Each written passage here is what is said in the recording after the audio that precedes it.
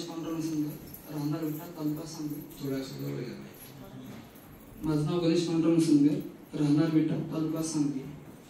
मी 2002 पासून स्वामी समर्थ केंद्राचं रेग्युलर करतो आहे. माझं 2010 साली लग्न झालं डिसेंबर महिन्यात.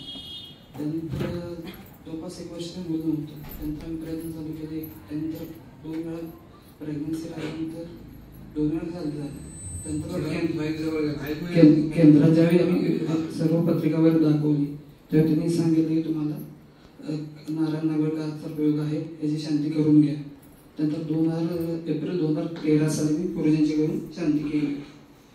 एप्रिलमध्ये शांती केल्यानंतर त्याचं फळ मला लगेच 10 महिन्यात मिळालं. फेब्रुवारी महिन्यात मिसेस प्रेग्नंट झाली. नोव्हेंबरमध्ये मला मुलगा झाला.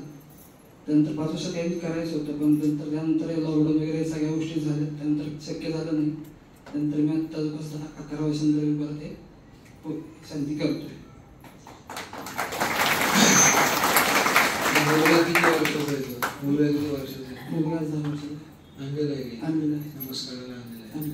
श्री स्वामी त्यानंतर दुसराही मुलगाचं नाव दुसराही